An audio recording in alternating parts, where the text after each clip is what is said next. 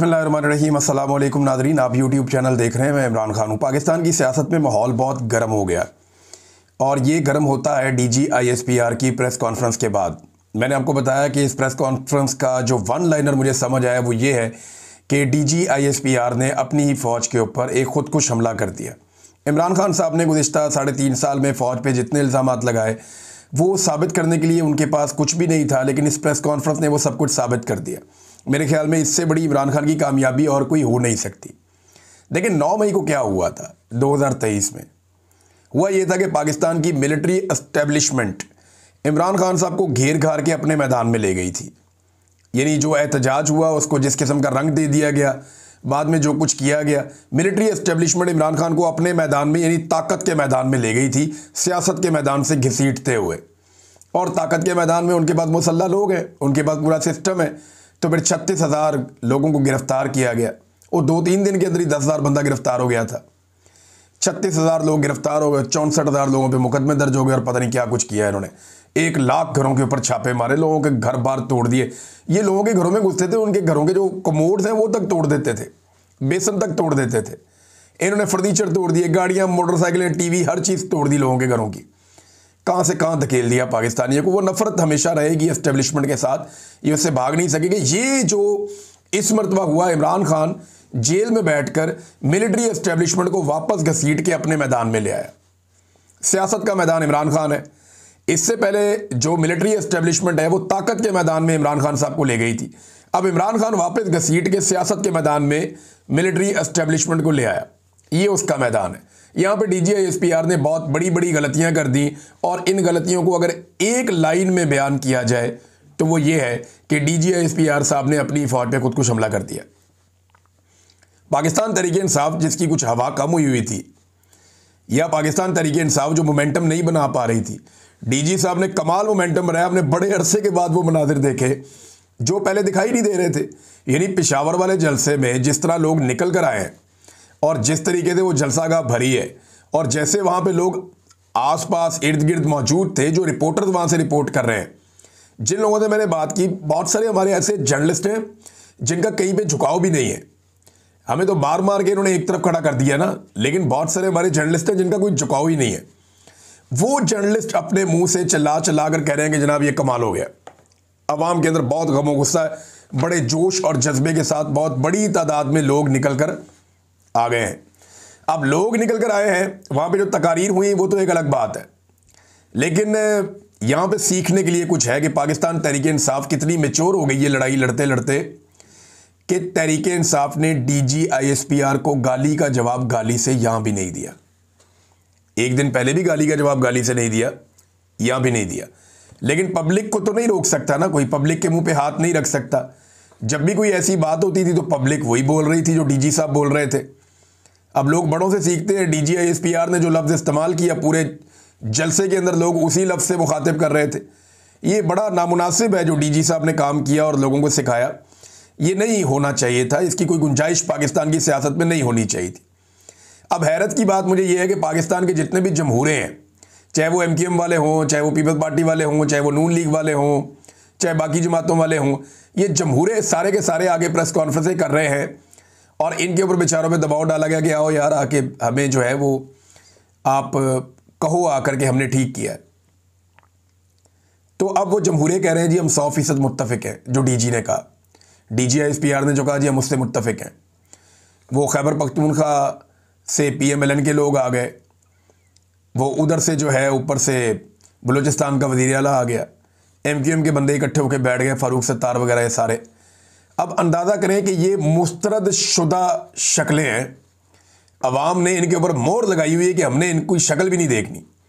अवाम ने इन शक्लों को मुस्तरद किया हुआ है और ये शक्लें जो हैं ये इनको इस्तेमाल किया जा रहा है मिलिट्री एस्टेब्लिशमेंट की जानिब से कि आप हमारी इज्जत बहाल करवाएं। लेकिन मामला फ़ौज की इज्जत का नहीं है। फ़ौज का तो इज्जत बेइज्जती का रोला ही नहीं है। अभी उन्होंने एक लड़ाई लड़नी है, कौम फ़ौज के साथ खड़ी हो जाएगी। ये देखें ना, अभी एयरफोर्स ने इंडिया को मारा, कौम ने कितना अप्रिशिएट किया एयरफोर्स को। अभी जो हमारी ज़मीनी अफवाहें जाएँ कश्मीर का एक हिस्सा आज़ाद करवा लें, कौम बड़ी खुश हो जाएगी, शाबाश देगी। लेकिन जो गुंजाइश नहीं निकल रही ना, वो मिलिट्री एस्टेब्लिशमेंट के बारे में नहीं निकल रही। जो बड़े जर्नैल है या क़यादत है जो पॉलिसी बना रहे हैं बिला वजह। हालांकि कायदे-आज़म मोहम्मद अली जिन्ना ने इन्हें मना किया था कि तुमने पॉलिसी नहीं बनानी, इनकी खोपड़ी में बात घुसती नहीं है। और भाई कायदे-आज़म ने आप लोगों को समझाया कि आप लोगों ने पॉलिसी नहीं बनानी, ये हमने आपको ड्यूटी नहीं दी, ये जिम्मेदारी आपने बिला वजह नहीं उठानी, आपने आराम से बैठना है और हुक्म का इंतज़ार करना है। जो आपका सिविलियन हाकिम आपको हुक्म देगा आप उसको बजा लाएंगे, बस आपने इतना काम करना है। आपने अपने दिमाग पे ज़्यादा जोर नहीं देना, आपने बंदूक हाथ में रखनी है सिर्फ। लेकिन ये पॉलिसियां बनाना शुरू हो गए। अब वो जो पॉलिसियां बनाने वाले चंद जर्नैल या मिलिट्री एस्टेब्लिशमेंट जिसे हम कहते हैं, इन लोगों के लिए पब्लिक में गुंजाइश नहीं निकल रही। अब ये फौज को बतौर कवर इस्तेमाल करते हैं। अब ये जितने भी आए ना जमहूरे, ये सारे के सारे क्या कह रहे हैं, ये सारे कह रहे हैं नहीं जी नहीं, वो हम तो DGISPR के साथ 100% खड़े हैं, ये हम फौज के ऊपर हमला बर्दाश्त। वो फौज के ऊपर किसने हमला किया है? इमरान खान तो कहता है मुल्क भी मेरा फौज भी मेरी। मैं कल वो शहबाज गिल को सुन रहा था, उससे पहले मैं मुईद पीरज़ादा को सुन रहा था, मैं साबिर शाकिर साहब को सुन रहा था। इन्हीं लोगों से आप लोगों को प्रॉब्लम होती है ना, शहजाद अकबर या बाकी लोगों से। तो मामला ये है, वो भी ये कहते हैं कि यार ये जो टॉप के ऊपर सारे गलत पॉलिसियां बना रहे हैं, ये आज सुधर जाएं, ठीक हो जाएं, नीचे ऑटोमेटिकली ट्रिकल डाउन इफेक्ट हो जाएगा, सारी की सारा इदारा ठीक हो जाएगा। देखें ये होता क्या है, इस इदारे की ये खूबी है या खराबी है, जो भी आप समझें। जिस तरह का जर्नैल आता है ना, पूरा इदारा वैसे ही होता है। मुशर्रफ आया था ना, एनलाइटेंड मॉडरेशन, सारा का सारा इदारा मॉडर्न हो गया था। इतने मॉडर्न हो गए थे कि बस सरेआम मॉडर्न हो गए थे। फिर देखें उसके बाद ज़ियाउल-हक आया था, उससे पहले वो बड़ा रिलीजियस टच लेकर आया था, सारा इदारा नमाज़ों पे लग गया था। तो ये ऊपर से नीचे ट्रिकल डाउन इफेक्ट आता है। ये जिस तरह का ऊपर लाके बंदा बैठ जाता है, उसी तरह का नीचे माहौल बन जाता है। तो ये अगर ऊपर का किबला ठीक हो जाए तो नीचे तक सारा मामला ठीक होने में थोड़ा टाइम ज़रूर लगेगा, लेकिन मामला ठीक हो जाएगा। अब आप एक एक बंदे को पकड़ के तबलीग नहीं कर सकते, आपने टॉप पे ठीक करना होता है, बाकी सब ठीक हो जाता है। ये बात मुख्तलिफ लोग मुख्तलिफ अंदाज में समझाते रहते हैं, लेकिन मामला क्या है, ये फौज का कवर ले लेते हैं। ये ना फौज के ऊपर चढ़ाई, फौज के साथ बदतमीजी। इमरान खान कहता है मुल्क भी मेरा फौज भी मेरी। फौज को तो वो कहता कोई नहीं, वो ये कहता है कि फौज का अपने सियासी और ज़ाती मफाद के लिए इस्तेमाल बंद किया जाए। जिस काम के लिए कौम ने ये फौज पाली है और जिस काम के लिए कौम ने ये फौज रखी है, फौज को सिर्फ वो काम करने दिया जाए। बैरकों में जाने के अलावा और कोई रास्ता नहीं है, या तो मैदान जंग में या बैरक में। यही फौज की ड्यूटी है। या फौज को अगर कहीं बुलाया जाए मदद के लिए तो उनको वो आना चाहिए, बिल्कुल आना चाहिए, उनकी वो आईनी जिम्मेदारी है। लेकिन खुद से वो पॉलिसियां बनाए, इसकी कोई गुंजाइश नहीं है। लेकिन ये सारे जमहूरे बैठ के अब जो है वो टीवी चैनल्स के ऊपर इनको दिखाया भी जा रहा है, और जमहूरे बैठे हुए टीवी चैनल के ऊपर बैठ के कह रहे हैं नहीं जी नहीं, ये जो है फौज के साथ लड़ रहे हैं, हम जनाब साथ खड़े हैं, इदारे एक जैसे। इस तरह की शक्लें आप अपने साथ खड़ी करेंगे ना, इदारे की भी बदनामी हो जाएगी और काम नहीं बनेगा। क्योंकि इमरान खान का जो फॉलोअर है ना, वो बहुत अजीब किस्म का है। मैं अभी जलसे पे नहीं आया, लेकिन ये बड़ी ज़बरदस्त बात एक औरिया मकबूल जान साहब ने की, क्योंकि उन्होंने बात की है तो ये क्रेडिट उन्हीं को जाता है जिस तरह उन्होंने इसको एक्सप्लेन किया। मामला भी यही है कि इमरान खान का दिफा करने वालों पर सूरज गरूब ही नहीं होता, सूरज गरूब नहीं होता इन पे, जो लोग इमरान खान का दिफा करते हैं। ये कहावत नहीं है, ये हकीकत है। एक तरफ देखें, इन्होंने पेड किस्म के बंदे रखे हुए, किसी के 15 फॉलोअर हैं, किसी के 25 फॉलोअर हैं, बस इतना ही है। और वो दिन रात गालम गलोच बदतमीजी वो लोग कर रहे हैं जो PMLN ने और पीपल्स पार्टी ने या दीगर को इन्होंने, अब तो उन्होंने भी डिजिटल मीडिया अपना एस्टेब्लिशमेंट ने भी बनाया हुआ है। ये दिन रात गालम गलोच के अलावा काम ही कोई नहीं कर रहे। गद्दारी के सर्टिफिकेट बांटी जाओ, तू भी गद्दार, तू भी बागी, तू भी गंदा, वो ये है, वो सिक्योरिटी थ्रेट है, और गंदी गालियां मां बहन, इन्होंने दिन रात एक किया हुआ है। और ये जाली अकाउंट, एक तरफ पैसा खर्च करके बेचारे इतनी मेहनत करके इतनी मुश्किल से सारा कुछ करते हैं, साथ अपनी ब्रांडिंग भी करते हैं। देखिए इसमें एक बड़ी अजीब चीज़ ये है कि एक ही अकाउंट एक वक्त में लोगों को गंदी गालियां दे रहा होता है, गलीज तरीन ट्वीट कर रहा होता है, दूसरे के अंदर वो कह रहा होता है जी आलम इस्लाम का लीडर आसिम मुनीर या नवाज शरीफ मेरा कायद, नवाज शरीफ का कोई सानी नहीं, इस किस्म की। यानी आप ये कैसी ब्रांडिंग कर रहे हैं, वो दिमाग काम कर रहा है आपका कि एक अकाउंट जो गालम गलोच करने वाला अकाउंट है वो अगले ही पल में आपको उठाकर कहां से कहां पहुंचा रहा है। और लोग फिर गेम समझ जाते हैं, लोग बेवकूफ नहीं है। हर आदमी डिजिटल मीडिया को समझता है, ये बहुत आसान मीडियम है, मुश्किल नहीं है। इन्होंने जब इसको डिजाइन किया तो इस तरह डिजाइन किया ताकि हर आम आदमी को समझ आ जाए, चाहे वो ट्विटर है, चाहे वो फेसबुक है, चाहे वो यूट्यूब है, चाहे वो इंस्टाग्राम है, ये बड़ा सिंप्लीफाई करके इनको डिज़ाइन किया गया। बहरहाल आ रहे हैं और ये सब कहते हैं कि इमरान खान का दिफा करने वालों में प्रॉब्लम यह है कि उधर पैसे खर्च नहीं होते। इमरान खान का दिफा करने वालों पर सूरज ग्रुप नहीं होता। वो चंद घंटे जहर उगलते हैं इमरान खान के मुखालिफिन, फिर गवादर से लेकर गिलगित बल्तिस्तान तक इमरान खान से प्यार करने वाले लोग उठते हैं और इमरान खान के दिफा का परचम थाम लेते हैं। फिर इस परचम का सफ़र शुरू हो जाता है सूरज के साथ साथ। मशरिक़ वस्ता में पाकिस्तानी आ जाते हैं, उसके बाद वो ये परचम पकड़ लेते हैं और उसके बाद यूरोप के लोग इसमें शामिल हो जाते हैं जो पाकिस्तानी वहाँ पे हैं। पाकिस्तान में रात हो रही होती है, वहाँ पे शाम हो रही होती है, दिन हो रहा होता है, और वो वहाँ से ये सारी चीज़ें थाम लेते हैं और वो इस पर हिस्सा बन जाते हैं। थोड़ी देर के बाद जब वहाँ पे अंधेरा छा जाता है तो अमेरिका में सुबह हो जाती है, कनाडा में सुबह हो जाती है। वहाँ जो लाखों ओवरसीज़ पाकिस्तानी है वो शुरू हो जाते हैं इमरान खान का जो दिफा का परचम है वो थाम लेते हैं, और उसके बाद ऑस्ट्रेलिया और न्यूजीलैंड, और फिर घूम के वापस पाकिस्तान। तो 24 घंटे इमरान खान साहब का जो दिफा करने वाले लोग हैं उनके ऊपर सूरज ग्रुप नहीं होता, वो मुतहर्रिक रहते हैं हर वक्त कहीं ना कहीं से। तो इसकी वजह से इन्हें समझ नहीं आ रही कि इमरान खान का मुकाबला करें कैसे। अरबों रुपया खर्च करने के बावजूद ये अब तक इमरान खान साहब के बयानिए का तोड़ नहीं निकाल सके, और अब इस तरह की शक्लें ये जो मुस्तरद की हुई हैं पब्लिक ने, उन्हें ला ला कर बिठाया जा रहा है और कोशिश किया जा रहा है कि कुछ ना कुछ हो। अच्छा, पाकिस्तान तहरीक इंसाफ ने बड़ी मैच्योरिटी का सबूत दिया। DG ISPR अहमद शरीफ साहब की गाली के जवाब में उन्होंने गाली नहीं दी। मैं सोशल मीडिया की बात नहीं कर रहा, मैं तहरीक इंसाफ की जो पॉलिटिकल क़यादत जिन्होंने कल एक प्रेस कॉन्फ्रेंस की थी और जिन्होंने आज एक जलसा किया, मैं उनकी बात कर रहा हूं। अब यहां देखें, जो सुहेल अफरीदी ने DG ISPR को मुखातिब किया, उन्होंने कहा DG ISPR ने मेरे बारे में गलत अल्फाज का इस्तेमाल किया, मैं कबायली हूं, ऐसी तरबियत नहीं कि गालियां दूं। DG ISPR और जाली सेनेटर और वज़रा में फ़र्क होना चाहिए, यानी एक जाली सेनेटर में और एक DG ISPR में फ़र्क तो होना चाहिए, जाली वज़रा के अंदर और DG ISPR में फ़र्क तो होना चाहिए। फिर उन्होंने बाद में इमरान खान के बारे में DG ISPR को कहा कि आप नाम क्यों नहीं लेते, नाम लेना इसका उसका, ऐसे क्यों बोलते हैं आप, नाम लें उसका, इमरान अहमद खान न्याजी, और ये नाम हमेशा याद रखना। ये भी सुहेल आफरीदी ने कहा। बड़ी लंबी उन्होंने तकरीर की। मैं एक और चीज़ देख रहा था, मुझे हैरत भी हो रही थी कि जब वो सुहेल अफरीदी ने कहा कि मैं 100 अरब रुपया खर्च करने जा रहा हूँ पेशावर के ऊपर, पेशावर से आए हुए थे ना सारे लोग और बहुत बड़ा जलसा था, मैं 100 अरब रुपया खर्च करने जा रहा हूँ पेशावर पे, लोगों के अंदर मैंने जोशो खरोश ही नहीं देखा। मैं ये देख रहा हूँ जब भी वो तरक्याती मनसूबों की बात करते हैं, वो दीगर चीज़ों की बात करते हैं, लोगों को जोश नहीं आता, लोग उसके ऊपर रिस्पॉन्ड नहीं करते। लोगों को पता है इनकी जिम्मेदारी ये काम इन्होंने करना ही करना है, ये जो बजट अब इन्हें देते हैं इसके साथ इन्होंने पब्लिक का काम करना है। लेकिन असल प्रॉब्लम क्या, जो एस्टेब्लिशमेंट का भी प्रॉब्लम है, जब वो इमरान खान का नाम जलसे में लेते हैं पूरा जलसा गर्म हो जाता है। पठानों की सुई वहीं अटकी हुई है अभी तक। अली अमीन गंडापुर साहब जहां पे लाशें छोड़कर आए थे ना, जख्मी छोड़कर आए थे डी चौक में, पठान अभी तक वहीं फंसे हुए हैं। वो जब भी कोई जलसा होता है, कोई इवेंट होता है, वो बार बार कहते हैं कि डी चौक डी चौक डी चौक, सुई वहीं पे अड़ी हुई है कि डी चौक जाना है।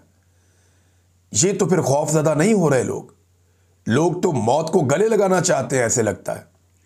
लोग तो मौत का खेल खेलना चाहते हैं, वो तो ये चाहते हैं कि वो फिर चले जाए। ये तो लीडरशिप उन्हें रोक रही है। फर्ज करिए लीडरशिप ना हो, कल को आप गवर्नर राज लगा दें खैबर पख्तूनख्वा में, तो फिर इन लोगों को रोकने वाला कौन होगा?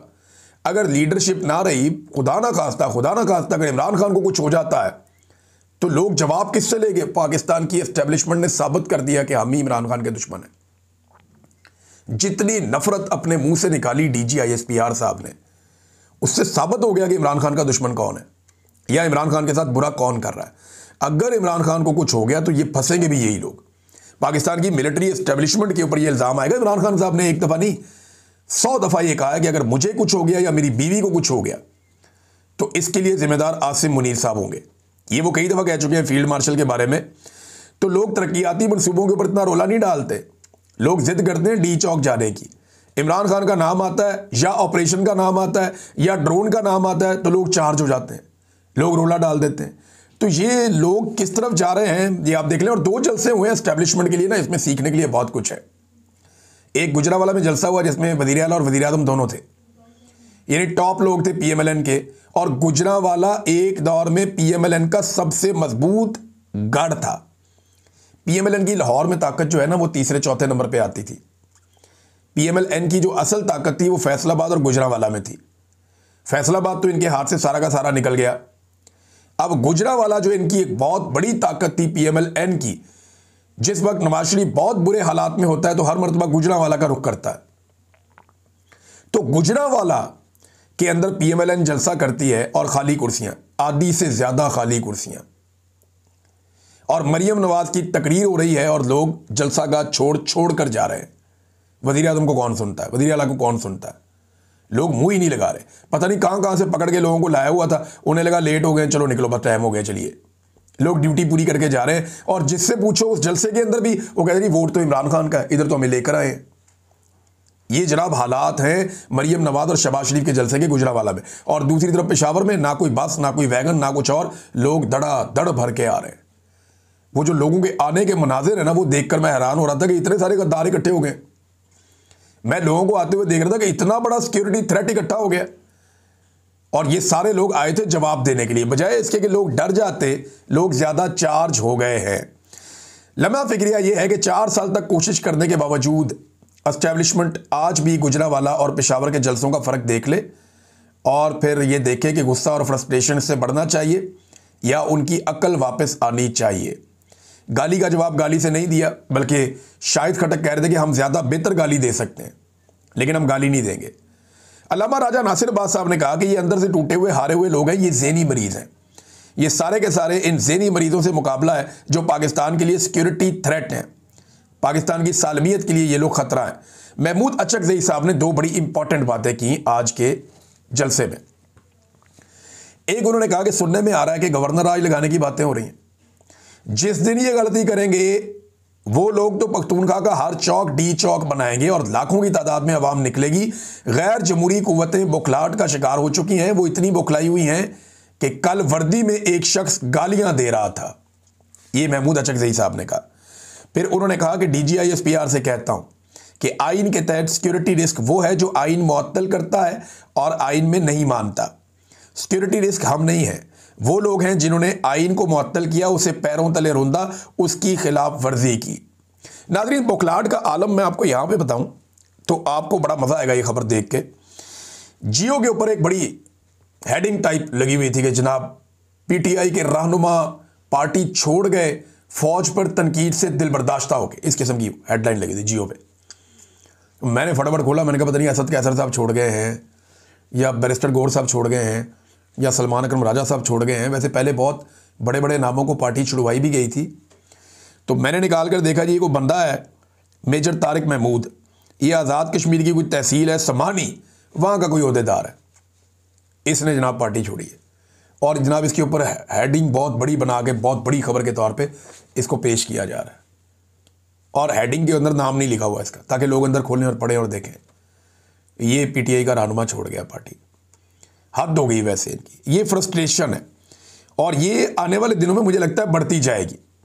अगर लोगों ने ये फैसला कर लिया कि इमरान खान को बाहर निकालना है, जिस लम्हे लोग ये फैसला करेंगे ना पाकिस्तानी मुश्तरका तौर पे, उसके बाद एस्टेब्लिशमेंट के हाथ में कोई चीज़ नहीं रहेगी। वज़ीर आला ने एक और बात की, उन्होंने कहा खैबर पख्तूनख्वा कोई लेबॉर्ट्री नहीं है।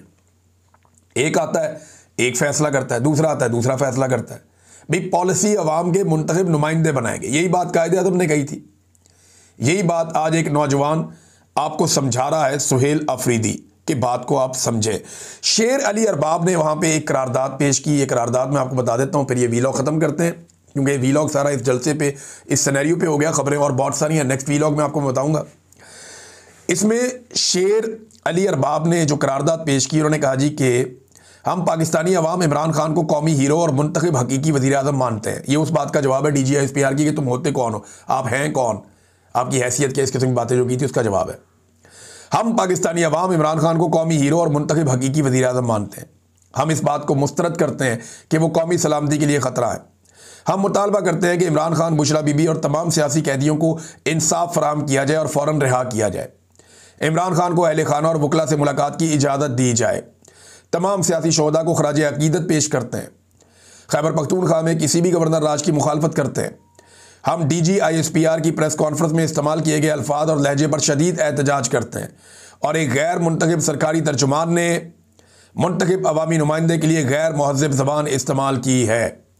ये नादरीन एक करारदाद भी पेश की गई। इस वीलॉग को यहाँ ख़त्म करते हैं। नेक्स्ट वीलॉग में बाकी चीज़ें मैं आपके सामने रखूँगा। अब तक के लिए इतनी अपना ख्याल रखिएगा, अपने चैनल का भी। अल्लाह हाफ़िज़।